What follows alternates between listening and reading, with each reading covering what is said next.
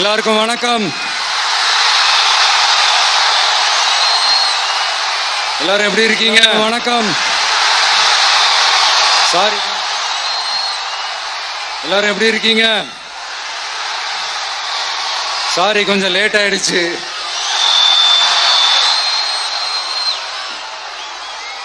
திருச்சியில் காலையில் பேசினப்போ அங்கே ஒரு மைக் ப்ராப்ளம் இருந்தது. அதனால அங்கே பேசினதில் ஒரு சில விஷயங்களை இங்கே நான் திரும்பவும் ரிப்பீட் பண்ணுறேன்.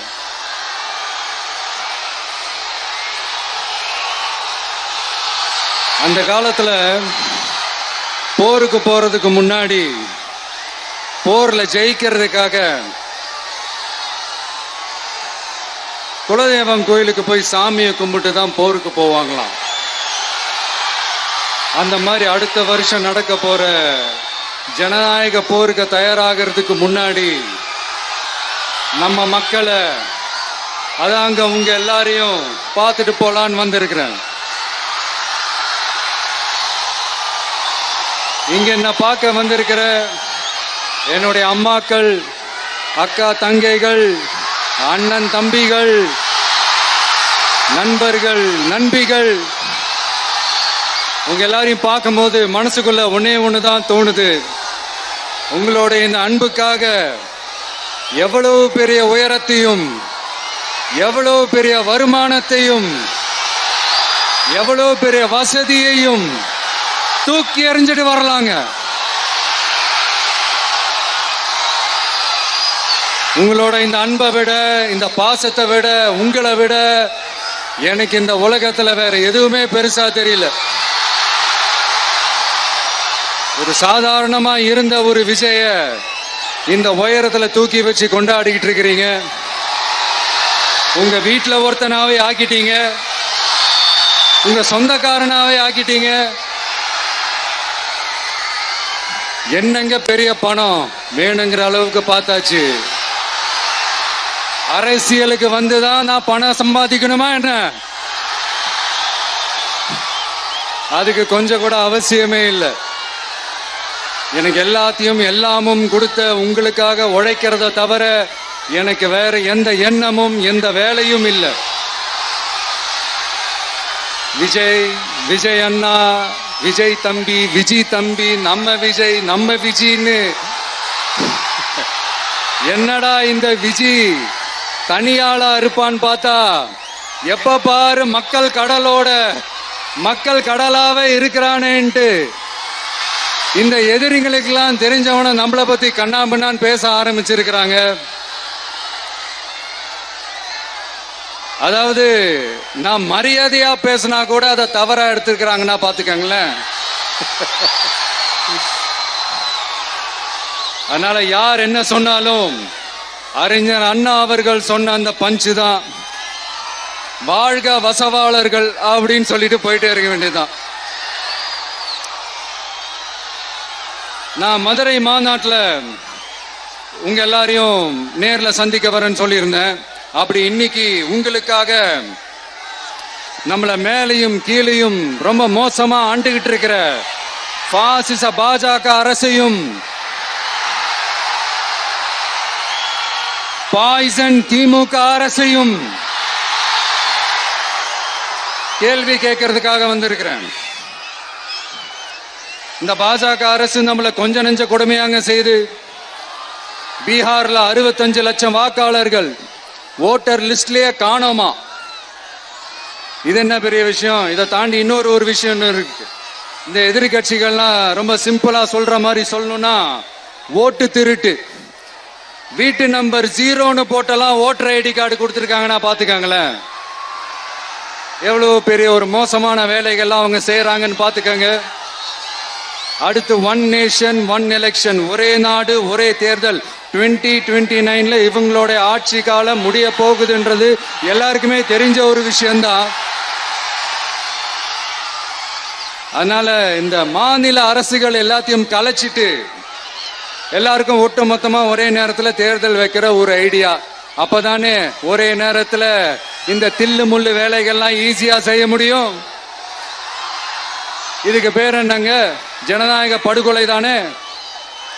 அடுத்து டீலிமிட்டேஷன், பார்லிமெண்ட் தொகுதிகள் மறுசீராய்வு. நம்ம சவுத் இந்தியாவை விட நார்த் இந்தியாவுக்கு அதிகமான பார்லிமெண்ட் தொகுதிகள் கிடைக்கிற மாதிரி ஒரு மோசடி வேலை ஒன்று செஞ்சுக்கிட்டு இருக்கிறாங்க. இதைத்தான் டிவிகே முதலையே எதிர்த்தோம், இப்பவும் எதிர்க்கிறோம், இனிமேலும் எதிர்ப்போம்.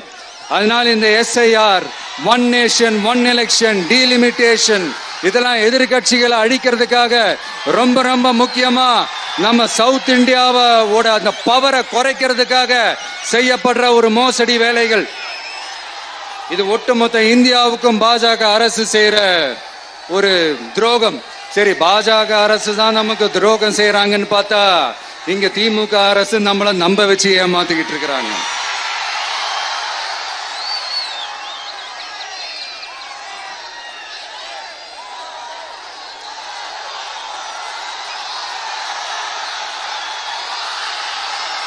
கிட்டத்தட்ட நானு நீங்க எல்லாருமா சேர்ந்துதான் இவங்க நல்லது செய்வாங்கன்னு நினைச்சு தேர்ந்தெடுத்தோம். ஆனா நீங்க பாத்தீங்கன்னா, thank you, I love you, thank you thank you thank you. நீங்க பாத்தீங்கன்னா ஒரு 505 தேர்தல் வாக்குறுதிகளை நமக்கு தமிழ்நாட்டு மக்களுக்கு கொடுத்தாங்க. அதுல எத்தனை வாக்குறுதிகளை இந்த திமுக கவர்மெண்ட் நிறைவேற்றிருக்கு? முக்காவாசி வாக்குறுதிகளை கூட நிறைவேற்றாம எல்லாத்தையும் நிறைவேற்றிட்டோம் இப்படி கொஞ்சம் கூட மனசாட்சியே இல்லாம இப்படி கதை விடுறீங்களே மைடியர். வேணாம் வேணாம் வேணாம் வேணாம். உங்களுக்கு தான் ஆசையா பாசமா கூப்பிட்டா பிடிக்க மாட்டேங்குது. இப்படி கதை விடுறீங்களே மைடியர் சிஎம் சார்.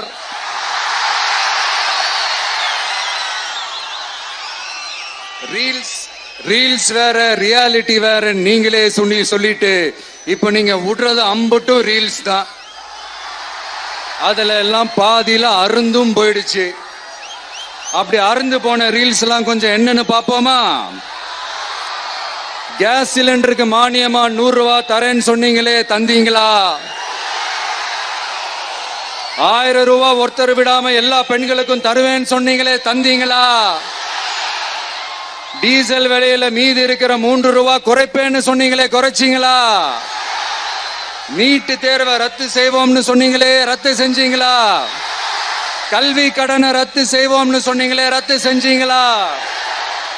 வருஷத்துக்கு 10 லட்சம் பட்டதாரிகளுக்கு வேலை தருவேன்னு சொன்ன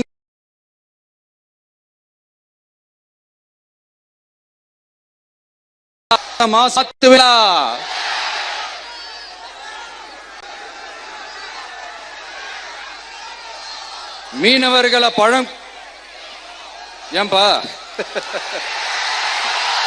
மீனவர்களை பழங்குடியின பட்டியல சேர்ப்போம்னு சொன்னீங்களே, சேர்த்தீங்களா? மீனவர்களுக்கு 2 லட்சம் வீடுகள் கட்டித்தரப்படும் சொன்னீங்களே, கட்டி தந்தீங்களா? அனைத்து மீனவ கிராமங்களிலும் மீன் உலர்த்தும் தளம் அமைக்கப்படும் சொன்னீங்களே, அமைச்சு கொடுத்தீங்களா?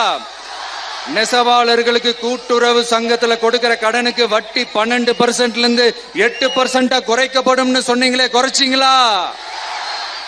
ஆட்டோ ஓட்டுறவங்களுக்கு சொந்த ஆட்டோ வாங்க 10,000 மானியம் வழங்குவோம்னு சொன்னீங்களே, வழங்குனீங்களா? அரசு ஊழியர்கள் ஆசிரியர்களுக்கு ஓல்டு பென்ஷன் ஸ்கீம் கொண்டு வருவேன்னு சொன்னீங்களே, கொண்டு வந்தீங்களா? பகுதி நேர ஆசிரியர்களுக்கு பணி நிரந்தரம்னு சொன்னீங்களே, செஞ்சீங்களா? சத்துணவு மற்றும் அங்கன்வாடி பணியாளர்களுக்கு அரசு பணி உறுதின்னு சொன்னீங்களே, செஞ்சீங்களா? முதியோர் உதவித்தொகை 1500 ரூபாய் தருவேன்னு சொன்னீங்களே, தந்தீங்களா? தமிழகத்தில் இருக்கும் வேலை வாய்ப்புகள்ல 75% தமிழர்களுக்கு என்று சொன்னீங்களே, தந்தீங்களா? 3 லட்சத்தும் மேல் இருக்கிற காலி பணியிடங்கள் நிரப்பப்படும் சொன்னீங்களே, நிரப்புனீங்களா? தூய்மை பணியாளர்கள் பணி ஊதியம், ஓய்வூதியம் போன்ற கோரிக்கைகள் நிறைவேற்றப்படும் சொன்னீங்களே, நிறைவேற்றினீங்களா? மக்கள் நல பணியாளர்களாக 25,000 பெண்கள் நியமிக்கப்படுவார்கள் சொன்னீங்களே, நியமிச்சீங்களா? ரேஷன் கடையில மீண்டும் உளுந்து வழங்கப்படும் சொன்னீங்களே, கொடுத்தீங்களா? அனைத்து அரசு வேலை வாய்ப்புகளிலும் பெண்களுக்கு 40% முன்னுரிமை வழங்கப்படும் சொன்னீங்களே, கொடுத்தீங்களா? 35 வயதுக்கும் மேற்பட்ட திருமணமாகாத ஆதரவற்ற பெண்களுக்கு கல்வி தகுதிக்கு ஏற்ப அரசு வேலை வழங்கப்படும் சொன்னீங்களே, வழங்கினீங்களா?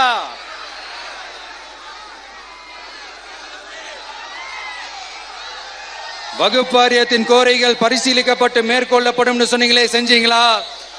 அரசு வீட்டு வசதி மற்றும் குடிசை மாற்று வாரிய வீடுகளில் மாற்றுத்திறனாளிக்கு ஒதுக்கீடு செய்யப்படும் சொன்னீங்களே, செஞ்சீங்களா?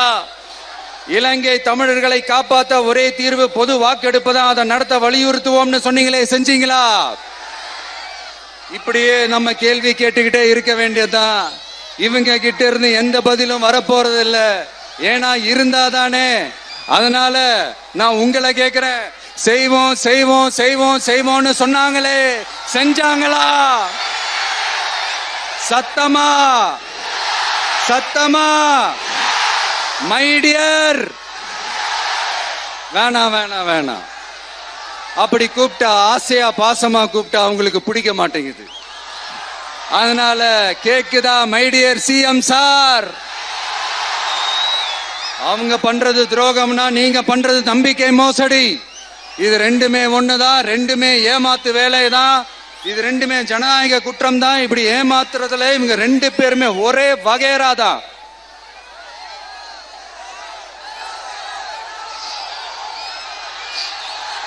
முந்தானியத்து வரைக்கும் ஒன்றிய பிரதமர், இப்ப இந்திய பிரதமர். இப்படி மாத்தி மாத்தி பிளேட்டை மாத்தி மாத்தி பேசுறதுல நம்ம சிஎம் சார் ரொம்ப பிரில்லியன்ட். இப்ப புரியுதா மக்களே? மறைமுக உறவுக்காரர்கள்னு நாம ஏன் சொல்றோம்னு? சரி, இப்ப நம்ம அரியலூர் மாவட்டத்துக்கு வருவோம்.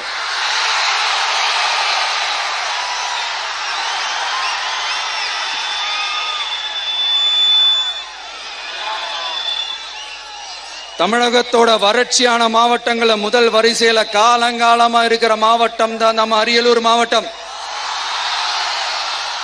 சிமெண்ட் உற்பத்தியும் முந்திரி உற்பத்தியும் நடக்குது, பட்டாசு தொழிலும் கொஞ்சம் நடக்குது. ஆனா இங்க இருக்கிற இந்த தொழிலையாவது மேம்படுத்தலாம்னு இந்த கவர்மெண்ட் ஏதாவது யோசிக்குதான்னு கேட்டா ஜீரோ தான். சிமெண்ட் ஆலைகளால ஏற்படுற மாசுபாட்டுல இருந்து மக்களை பாதுகாக்க என்ன நடவடிக்கை எடுக்கப்பட்டிருக்குன்னு தெரியல. யுனெஸ்கோவோட உலக மரபு சின்னமாக அறிவிக்கப்பட்ட கங்கை கொண்ட சோழபுரம் கோயிலை முறையாக பராமரிக்கணும். ஜெயங்கொண்டத்தில் ராஜேந்திர சோழனுக்கு மணிமண்டபம் அமைக்கலையே ஏன்?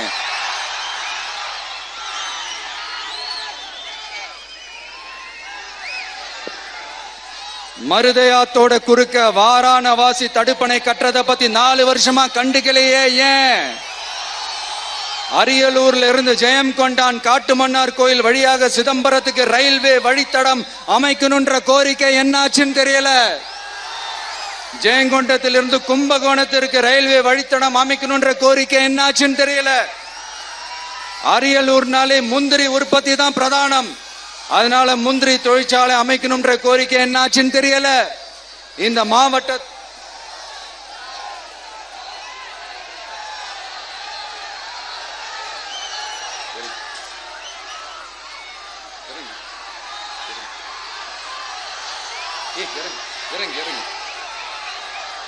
தம்பி இறங்கு, தம்பி இறங்கு, ப்ளீஸ் ப்ளீஸ் ப்ளீஸ் இறங்கு.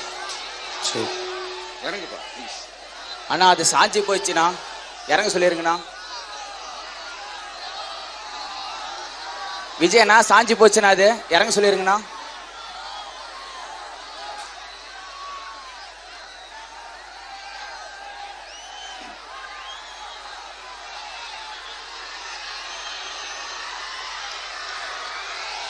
ஹலோ பிரதர் சார், அவரை இறங்க சொல்லுங்க ப்ளீஸ்.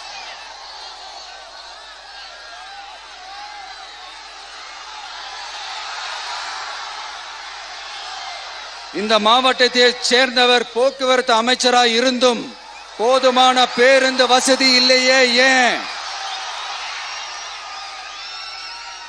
என்னடா இவன் வந்ததுல இருந்து கேள்வியா கேக்குறான், இவன் வந்தா என்ன செய்வான்னு கேக்குறீங்க அதானே? தீர்வை நோக்கி போறதும் தீர்வை காண்றதும் மட்டும்தான் நம்ம டிவிக்கோட லட்சியமே. நம்மளோட தேர்தல் அறிக்கையில இதுக்கான விளக்கத்தை ரொம்ப தெளிவா சொல்லுவோம்.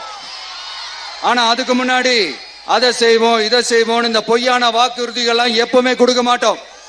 எது நடைக்கு சாத்தியமோ எது உண்மையோ அதை மட்டும்தான் கொடுப்போம்.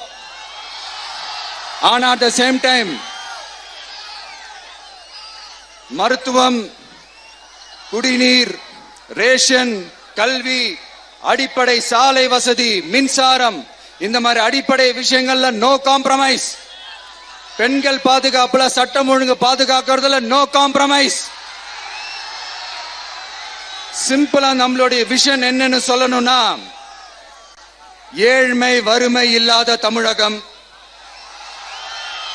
குடும்ப ஆதிக்கம் இல்லாத தமிழகம், ஊழல் இல்லாத தமிழகம், உண்மையான மக்களாட்சி, மனசாட்சி உள்ள மக்களாட்சி.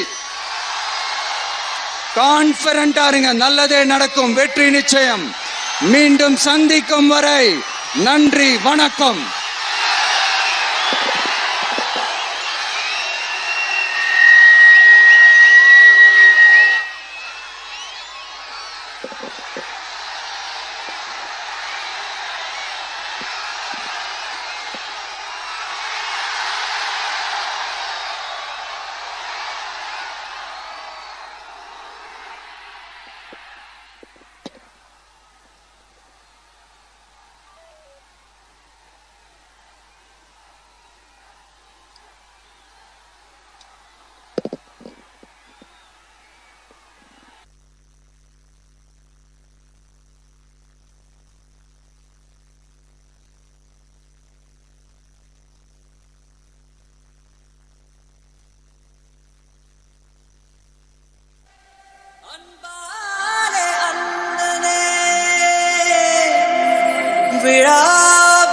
விழாவீரனே, பெரியாரின் பேரனே, மன்னா மன்னா எங்க. நீங்கள் பார்த்து கொண்டிருப்பது C4Tech Tamil channel. Like, share and subscribe பண்ணுங்க.